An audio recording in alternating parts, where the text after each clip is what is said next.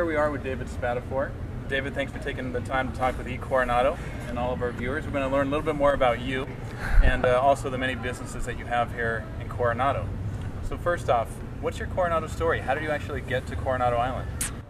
I was actually born and raised here in Coronado, so I've been here since I was a pup, and went to school here and graduated high school here, then left for college for a while and had a real job in the big corporate world, and finally got to come back. Right. When I graduated from school, I actually went to work for a large cheese company based out of Wisconsin, but I was here in California, and eventually made my way back from San Francisco down to Coronado, working for this company. And I was traveling all around and seeing all the great places around the United States and the world, different unique retail and restaurants, and just got exposed to a lot of different things. And then in 1998, one day, I just quit my job to do Mootime, open it up. Right, right. And initially was the idea for Mootime. I know the name changed in time. Maybe why did the name change? Well, originally Mootime was one jolly evening. We were going to play Motown music in Mootime Creamery and sell ice cream and mix everything in and make everything from scratch. And then when we went to try and trademark the name Mootime Creamery, there was a cheese snack out there called the Mootime Snacker. And we never were faced with trademark infringement, but we weren't able to trademark Mootime Creamery because of being in the same dairy class. So we changed it to Mootime. We actually had a contest here in town, and a bunch of people wrote in Mootime instead of Mootown, and that was our best choice, and so we changed it. Now tell us what's unique about your ice cream at Mootime compared to going somewhere else that also serves ice cream. Well, from the very beginning, one of the key things that's made us different is that we kind of have a hybrid of ice cream, where we have a high butterfat content of a premium ice cream that like a Haagen-Dazs or a Ben & Jerry's would have, but a very low overrun, which means very little air in it, like a gelato has. So it's a cross between the best of what ice cream has to offer and the best of what gelato has to offer. We use the best ingredients. We use pure cane sugar in our cream. We don't use corn syrup. We use vanilla from one source and cocoa from another source, and we make everything from scratch the best way we can.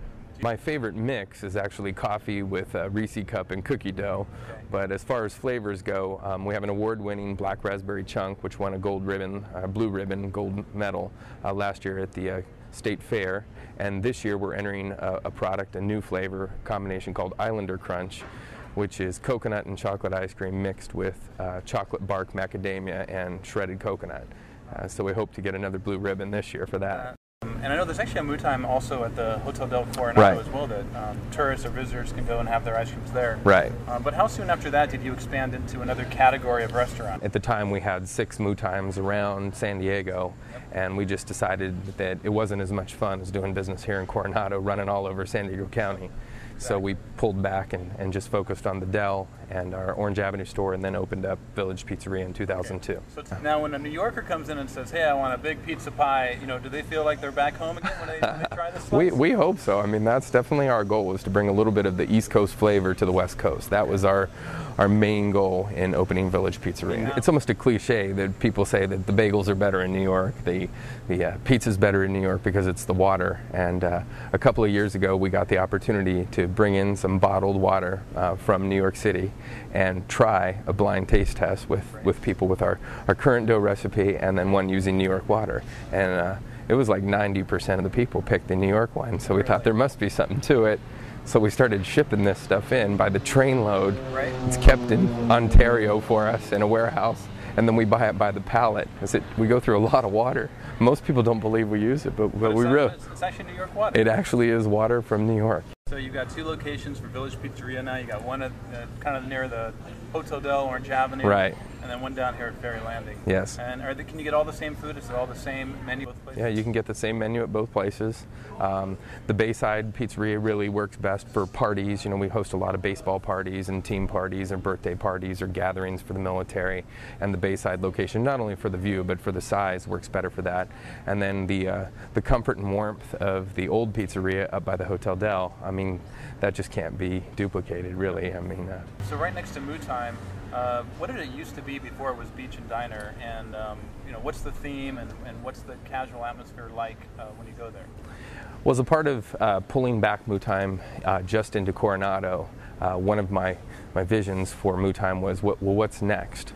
And what was next was a little bit of what we used to have when I was a kid, was Farrell's across the bridge in Fashion Valley in Chula Vista, which was kind of an ice cream / burger 50s type joint, which a lot of memories as a kid going there to birthday parties and gatherings. And then on the East Coast, again, as I said, when I was traveling around seeing places like Friendly's, you meet somebody from the East Coast and they always have a favorite peanut butter dessert or a chocolate ice cream dessert from Friendly's back east. And what I wanted was to take the little deli that was next door in the hair salon. We would buy those and we would make that the next step of Mootime Creamery, where instead of getting in a cone or a cup, you would get it in an old-fashioned soda glass. Got it. So we've got these 4 different places that we've talked about so far. Piggy Barbecue. Tell us about that and what's unique about that establishment and how you got the idea to say, well, I've got pizza, I've got ice cream, I've got the diner.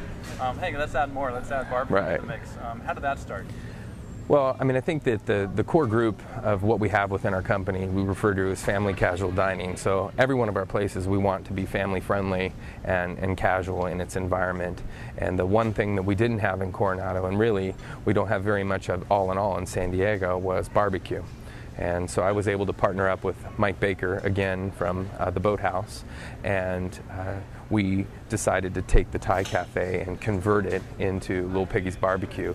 And last summer, before we did that, when we decided, we actually went back with my cousin and my wife and a bunch of us. We went back to Memphis and we spent a weekend in Memphis. We went to Kansas City, Oklahoma, Texas, and we really did a lot of research to find out what kind of barbecue we wanted to do, because there's 4 distinct different styles of barbecue in the United States.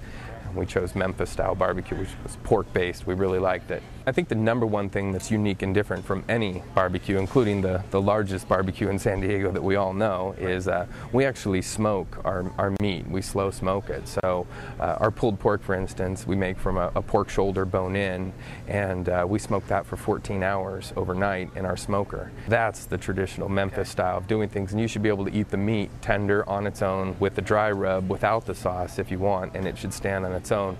The sauce should just be a complement to the meat, and that's how we do our barbecue. And is it true you can actually get 100 different types of beer from Little Piggy's? Yeah, we do all bottled beer at Little Piggy's. Because of its size constraints within, we couldn't really do draft and offer as much as we wanted to in the size of kegs. And so we decided to do 100 bottles of beer on the wall. And we always have your tried and true standard, Buds and Bud Lights, and CBC is a tried and true standard as well. Our partners over there, we always have them in the wall. But then we also rotate, some wild and wacky stuff from all over the world. So we've got beer from Tahiti, from Hawaii, from Belgium, from Italy. We've got it all over the world. So what's next for David Spatafore? Are you going to branch out to other types of restaurants here in Coronado? I'd love to, if you can, share maybe something, some tip or something that you might be doing in the next few months or a few years here in Coronado. What do you want to do next? In these economic times, I think we're being a little bit cautious. To try and be prudent, I guess but it doesn't mean that we don't have ideas. Certainly location is everything when it comes to the choices that we make in opening a business, because I've made plenty of mistakes. But we really don't have our finger on something specific as far as a type of food or a type of restaurant or a retail that we're going to do next. But there's lots of ideas in there. Now, when you're not overseeing, these restaurants and thinking of the next idea, what are some things you and your family like to do that makes Coronado such a special place to live that you really enjoy here? Well, I think, I surf every morning for an hour and a half before I go to work. So, that's definitely what makes Coronado unique. You can drive down the street and, it may not be the best wave in the world. It's a heck of a way to start the day. And boating and anything we can do out on the water is our favorite thing to do here. So. Great. Well, I know that your businesses are a welcome addition, and we really thank you for your time today to talk about your Coronado story. Oh, thanks.